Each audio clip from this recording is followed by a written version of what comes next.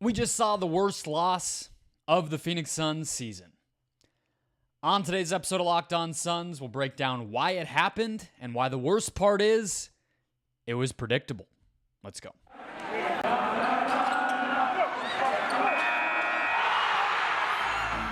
You are Locked On Suns, your daily Phoenix Suns podcast. Part of the Locked On Podcast Network, your team every day.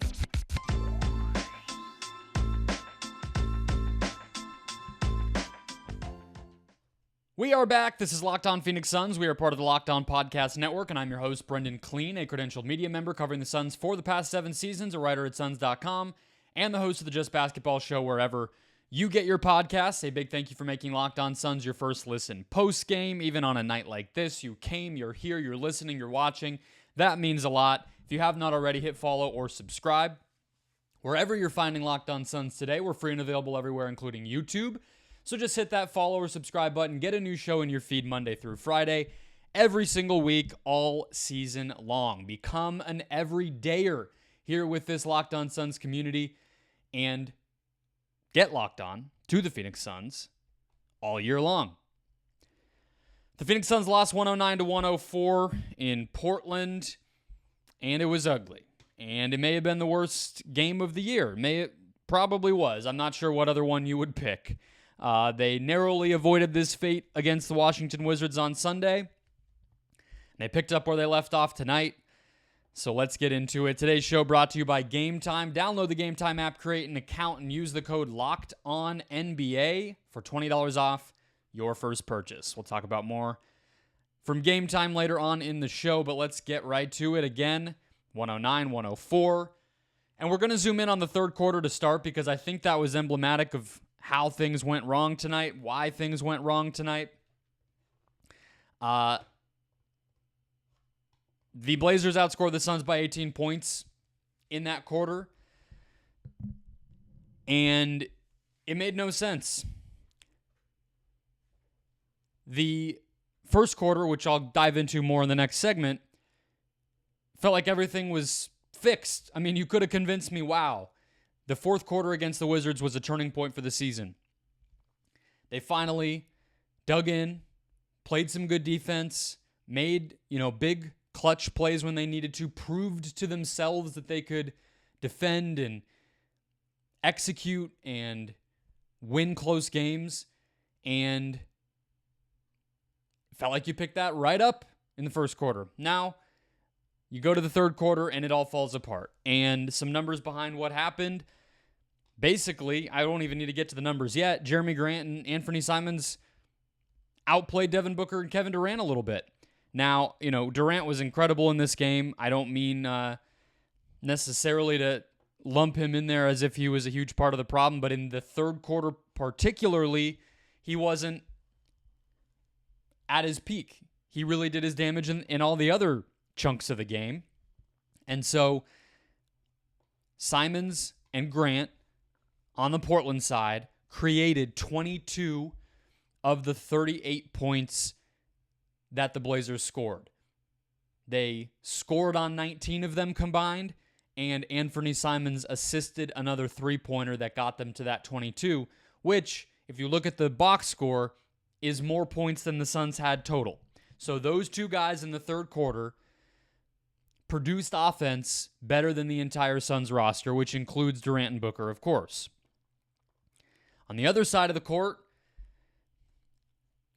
Devin Booker was 1 of 6 from the field, only took one shot in the paint, which was his one make, but even that was more of a mid-range shot. It wasn't in the restricted area by any means. So all jumpers and everyone but one missed. Kevin Durant, 3 of 8 from the field, took 3 shots in the paint, made 2 of them, and missed 4 mid-range jumpers, made 1 free throw line mid-range jumper. So, if you're counting, that is 4 made field goals for Durant and Booker, and then again the 22 points from Grant and Simons. And that tells a lot of the story, but I guess the question is why, right? Why did that happen? The Suns just everything that got them there went away. They had, I'm looking at four turnovers, including 2 shot clock violations. So 4 of their 13 turnovers came in that quarter, which I guess averages out to the same as their whole game when you look at it that way. But that was part of the issue. They allowed Simons to get dribble penetration consistently. He was out of the game with foul trouble early, but pretty much didn't have his rhythm because of that. And then from really, it felt like his second quarter stint on, I felt like he was impacting the game really well, and then his shot really started to fall in this quarter. So you add him to the mix. You take Shaedon Sharpe out, who was not really, didn't seem like right. He was questionable leading into the game and then didn't play after the first half. Put Malcolm Brogdon in, who was just a three-point machine, just spot up everything and made all of his open threes. And that's how you get 38 points. And it would be more crazy. There would be more to say if it wasn't the same stuff that we've been seeing, right? It doesn't matter that it's the Portland Trailblazers. Doesn't matter that it's a road game. This type of play would have been inexcusable. But obviously the road game, I guess, could be an argument you could make for why it's not such a bad loss. So I guess I grouped that in there on accident. But the Blazers part of this, it does make it worse. This is a team you should handle business against. And I see a lot of people on Twitter and the Suns subreddit and just whatever who are like, this is a bad team, this is a bad team, this is a bad team. And I know people get upset. I understand that's not the whole majority of Suns fans that just think it's a straight up bad team.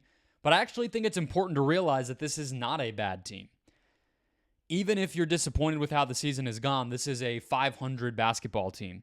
500 basketball teams should not lose to teams that are 7-18 and 2-9, I should say, at home heading into this game. That's not even what 500 teams lose to. You don't let one of the worst offenses in the league put up 38 points in any quarter. Especially when in the first and fourth quarters, Portland looked very human. 20 points and 22 points. It is just the collection of breakdowns and lapses in effort and attention that have plagued this team all year. And I don't know. I didn't want to wait around because it was already getting late to see what all the quotes and quips were post-game and how angry and disappointed and apocalyptic maybe that it sounded in there, in the locker room and whatnot. I'll talk about it tomorrow. But I would guarantee you there is some nervousness and some looking over of one's shoulder going on and the like. And when that happens, we know the NBA moves quickly. We know new owners like to make changes. This was the type of loss that puts that stuff in your head.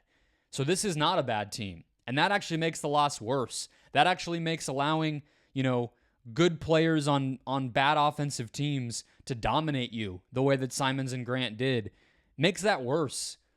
Not being able to get your head on straight and execute simple plays like outlet passes and the rest, it actually makes that worse that this is not a bad team. The Suns are a mediocre team at worst and a pretty great team at various moments in this season. And they don't even look like that. Forget Bradley Beal. This is not acceptable basketball to win any games. And so, yeah, they looked bad tonight. But that's holding them to an unfair standard that actually allows them to maybe not disappoint you. But the standard they should be held to is still one with championship aspirations. As crazy as it might for me to say that right now, that's what they think, and they're still playing like this. So that's my perspective on it, rather than just saying they're bad. It's actually, no, they have a lot of talent, and they're underperforming beyond belief. So let's get into what they showed us in the first quarter, because I think that's also relevant here. And we'll get into some other data points and other things that I think illustrate big picture what's going on here as we continue on Locked On Suns. First, today's show brought to you by eBay Motors. Our partners at eBay Motors this season have teamed up with Locked On Fantasy Basketball host Josh Lloyd to bring you some of the best fantasy picks he can dig up each week all season long. So whether you're prepping for a daily draft or scouting the waiver wire, every week, Josh and our team are going to provide you players that are guaranteed to fit on your roster. Let's see who Josh picked out for this week's eBay Guaranteed Fit Fantasy Picks of the Week. Recording this after the big TNT game, which was Warriors-Celtics, where Brandon Pajemski continues to start for the Warriors. You're going to want to get him. He produces. He's getting a look from Steve Kerr. Tari Eason has really impressed me personally, and we know when he gets minutes, he's going to fill up the box score. Josh recommends him. Grayson Allen here in Sunsland, obviously getting a starting look himself.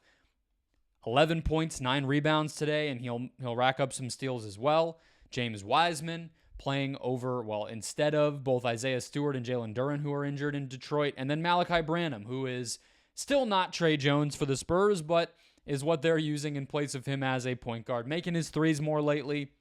He has the ball, so he'll rally.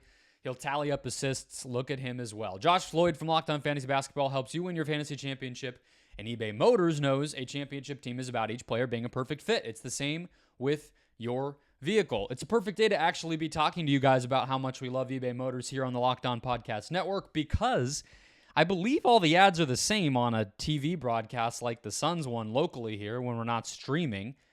You probably saw an eBay Motors commercial during the game, so you know what they do, which is that they give you the personalized selection of parts that they know will fit your vehicle.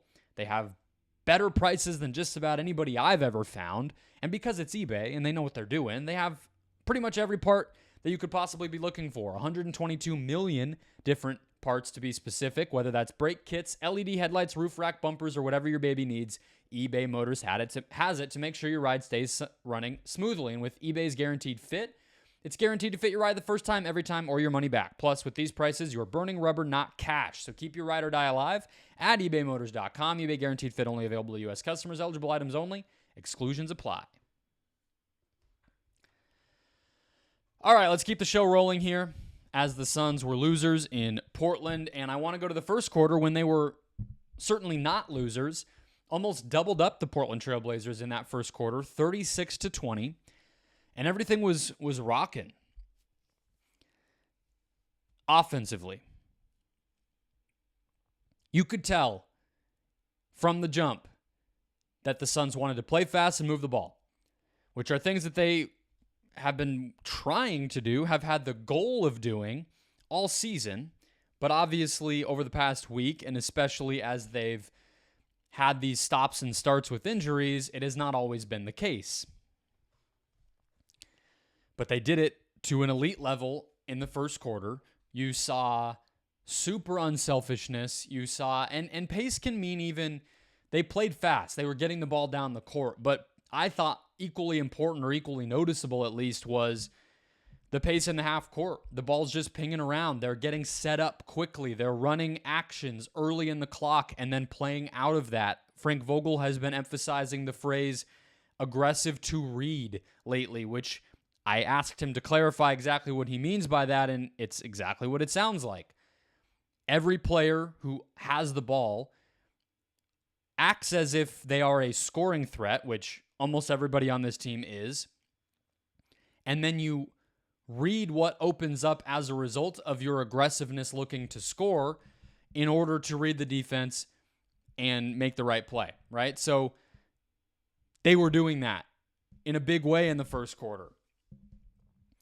And it was enough to, again, make me feel like, all right, like they got over whatever hump happened to close the Nets game, all the way through the Knicks game, and obviously most of that Washington game until the last quarter plus.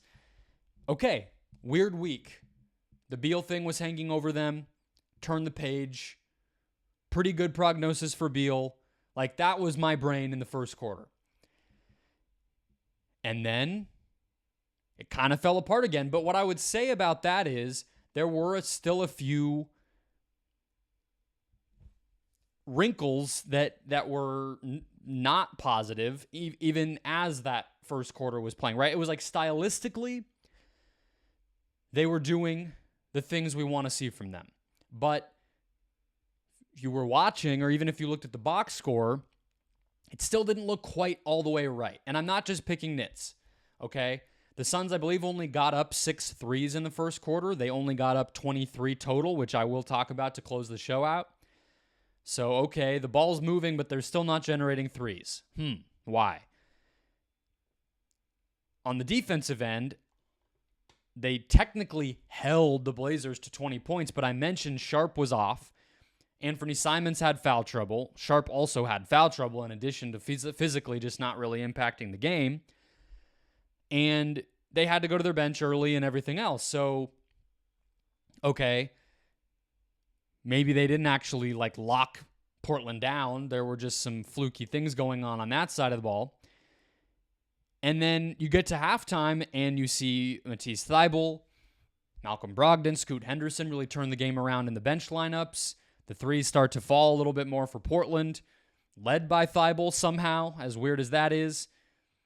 And the Suns start to slow down a little bit. And then you look at the box score at halftime, and it's like, okay, the Suns, I believe, had 13 assists and 13 three-point attempts.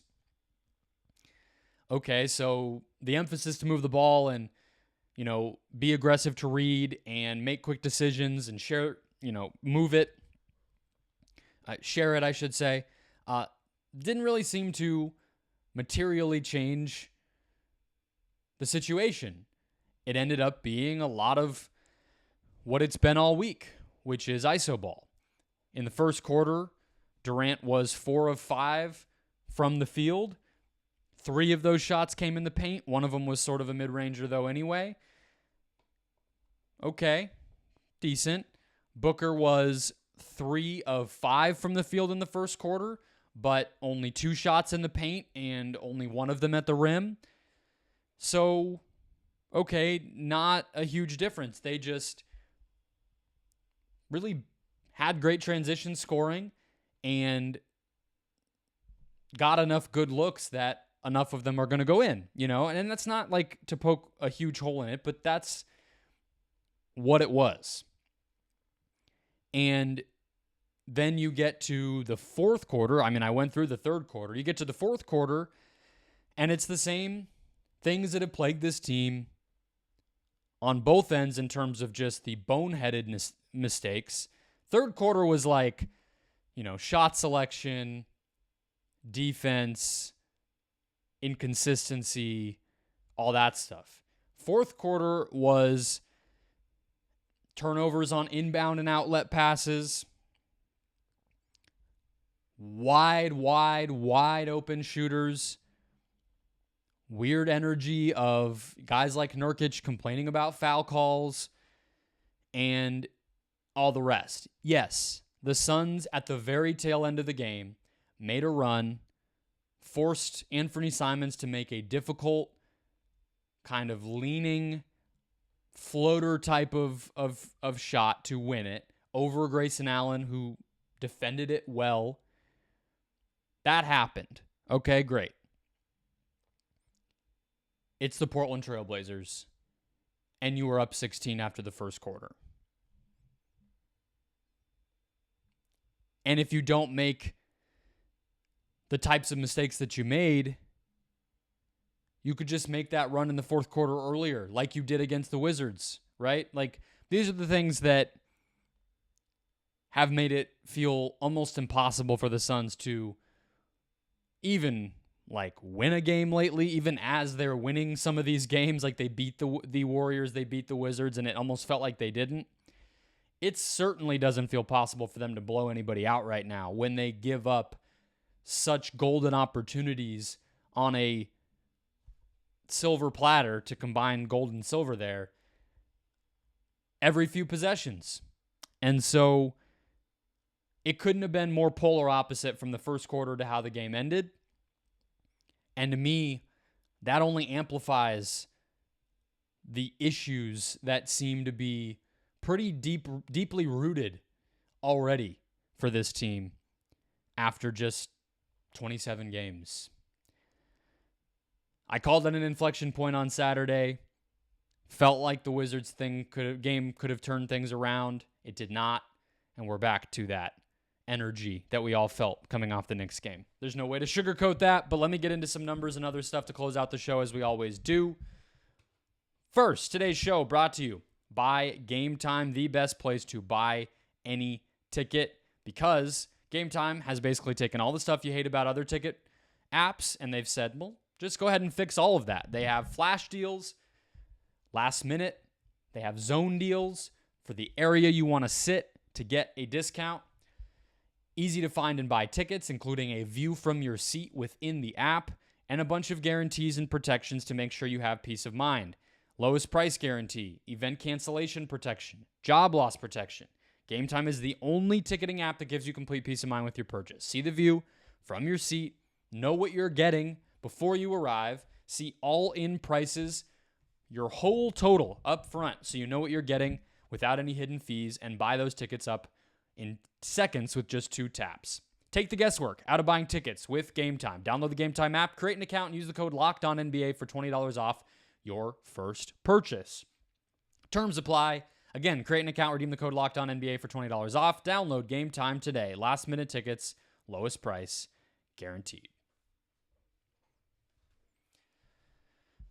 Closing out the show, a couple of numbers to get into. We'll do a couple of different box score oddities, I think, here. And we will, let's just do 2 numbers. 2 numbers specifically. 1, it is not a mirage what you are seeing. Devin Booker is not making mid-range jumpers this season at nearly the level that we're used to. All right? After tonight's game, he is at 44.3, I believe. No, 43.3% from mid-range. 43.3%. For context, as you know, that is one of the best things about Devin Booker's game is his mid-range shooting. It has been that way for many years. I'm getting the numbers from past seasons. He has pretty much fallen off this year. 51% last season, 46% the year before. He has not shot 44% or lower since before he signed his first contract extension in Phoenix, his rookie scale max in the summer of 2018. That previous season leading into that summer was the last time Book shot this poorly from mid-range. I don't have an explanation for it. And I said 44% because that's still what's listed on the side I'm looking at. Again, he's down to 43 after tonight when he went 5 of 15. As some people pointed out when I posted that on Twitter, he looks like it looks fine, right? Like I don't watch the shot or a lot of the things he's doing and feel like I'm going to lean toward there's an injury or mechanically, like, is he having a hitch? Or, like, it's not any of that. It looks the same most of the time. I think he's forcing some of them. I think he's not in rhythm. I think there is something to be said for, hey, I'm taking a contested mid-range pull-up jumper that I had to create all on my own every single time, and I'm not really getting any, hey, I'm going to attack a closeout and one dribble into a mid-range pull-up, or, come off of a screen and get into that area that I'm so good at, or even post up and fall away. All these other types of mid-range shots we are used to seeing Booker take. It's not a lot of those anymore. And so I think there's something to be said there, but that is still way too significant of a drop-off when you consider that that's his preferred shot, right? It's like, it's one thing to miss mid-range shots as like an aspect of what you are as an offensive player. Like Anthony Edwards, for instance. He still struggles with pull-up twos, but his pull-up three's going in a lot better. He's an elite finisher, and his passing has developed. So that's why he looks better out there. But Booker continuing to settle for that shot, which is already not the most efficient shot you can be taking in a lot of games, and especially so when you're not making them at an elite level anymore, it becomes a wasted possession a lot of the time. It's obvious to say it's a wasted possession to miss a shot. I'm not even talking about make or miss. I'm saying his mentality now to continue to take them when he knows they're not going in starts to work against the Suns, and I think you're seeing that. And I think you saw that a lot tonight as he misses those, and then Portland turned it into a three on the other end, or a drive from Jeremy Grant, or in the late part of the game, a floater or a hook shot from DeAndre Ayton, everything else. So it's a problem if that's going to continue. And I don't expect it to be that ugly, but I mean, what if, let's just say Booker he was again at 51% last year. What if it's closer to like the 46% that it was the year before that, or the year he played with Rubio? What does that mean for this offense? I don't know. We'll see, but it can't be doing them any good right now, considering how many he's missing.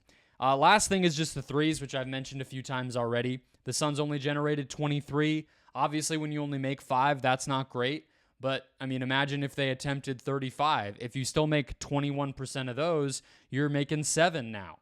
Or maybe even 8, something like that. Portland only attempted 28. They got a little lucky, but it's the attempts more than anything. And then for Portland, so many of them were wide open. The last corner three that Brogdon hit, I know was kind of in a scramble, but there are just so many moments where, for Lord knows what reason, teams just walk into wide open threes. And I've mentioned it around switching a lot. It happens in transition oftentimes. I think it happened off of a zone once today.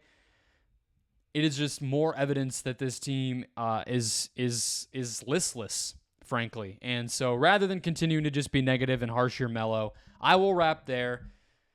Do not forget to sign up for Locked On Suns Insider Text Alerts, where you can get every piece of Suns news and rumors with my reaction and analysis. I will do a video breakdown this week, and I will hopefully try to make it something that is not negative, although I may need to do it about why the defense keeps breaking down if they keep breaking down. Either way, all that and more delivered straight to your phone. You can sign up at the link in the show description below, or go to joinsubtext.com/LockedOnSuns.